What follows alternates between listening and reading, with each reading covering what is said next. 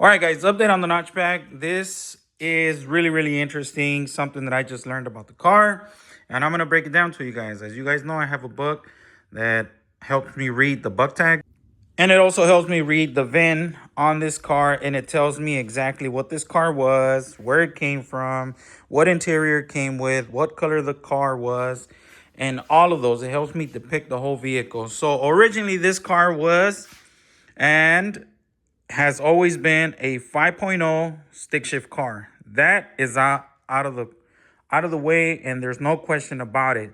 There was a time where I thought, and I was a little concerned that it might be a four-cylinder converted, but it's not. Then there was also a time where I thought it might be an SSP car, but I debunked that with the buck tags. It is not. But this car was an original exterior, white color, blue interior car. Now, I always wonder why this car had red doors, right? And as you guys can see, somebody went and they painted the door jambs when they painted the car. But when I started going through the interior and I started pulling it apart, I noticed that, you know what, this car might be white, all right? And that was one of the tattletale signs that this car was going to be a white car. So I debunked that. I looked at the VIN and the code. The car was white, and it did come with cloth seats just like these, but they were not gray, they were blue.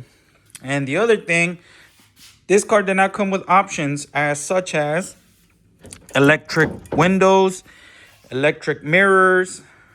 This car was a manual roll-up door. But here's the other thing. When I've gone through this whole wiring issue and the car not starting and this and that, everybody was asking me to check the relay that's underneath the seat. This car did not have it. So I'm wondering, like, man, what the heck is going on with this car? Well, come to find out, whoever did this GT body conversion on the car before I bought the car, they ended up swapping the whole thing out. So not only did they put the skirts on this vehicle and the rear bumper, front bumper, they also chose to use these fenders. Now, if you guys know about FoxBody fenders, you would know that the fender gap and the angle of it will tell you that these fenders are either from a 92 or 93 car or 90 and up GT. The reason why, because that angle right there. If you have an LX 90 and under, they're more straight, more narrow. The reason for that, from what I read on the book, is that in 1991, they changed the fenders to introduce 16-inch wheels versus the 15-inch wheels that came previously on all the models. Now, here's the other thing. These fenders are 1993, and the reason why I was able to tell they're 1993 is because these doors are from a 1993 vehicle. And the reason why, that door over there is the same color as this door, and I was able to find a VIN tag on that one that does not belong to this car.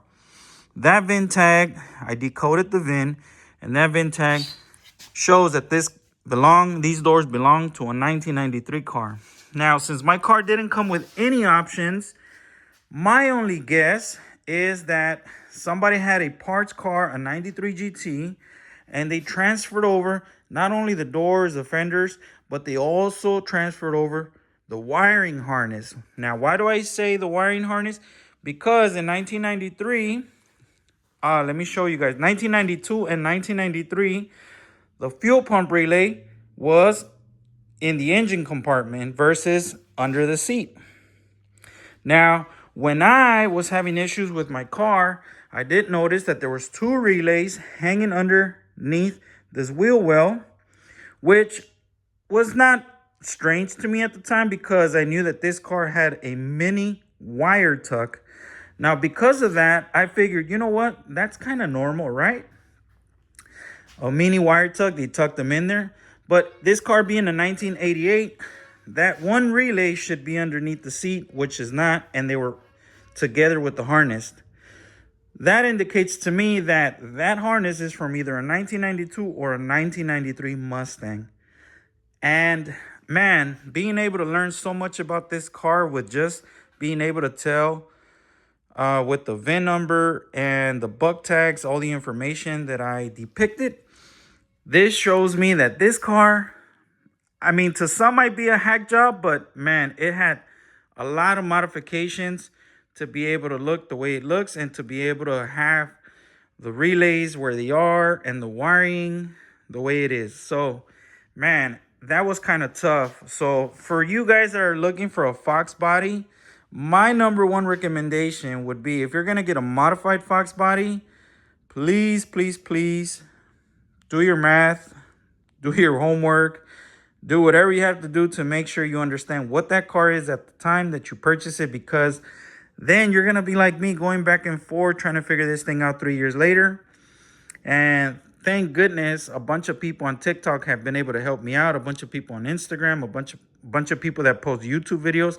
I've been able to put this whole puzzle together. So to clarify and tell you guys what we have here, this is a 1988 FoxBody Mustang notchback. Originally came white, no option, no electric seat, no electric windows, no electric mirrors, just roll up, white exterior, blue interior, cloth seat, and now it has GT skirts, GT graphics, or whatever you want to call them, GT fenders, GT doors, and a 1993 GT wiring harness. Woo! That was a whole mouthful. Nonetheless, they did do some upgrades, you know, making it a power window, power mirror car, whatever. But man, it would have been nice to know that somebody went through all of that before I purchased a car. This way I can have a better idea of what kind of car this is. And now, 3 years later, after owning this for 3 years, now I'm able to basically start from square root one and be more comfortable with the car, knowing exactly what it is. So there it is, guys. Hopefully that wasn't too much of a mouthful 7-minute video. I'm going to post it up on YouTube, and I'm also going to post it up on TikTok. That way you guys that have been following along know exactly what this is and how this car came about.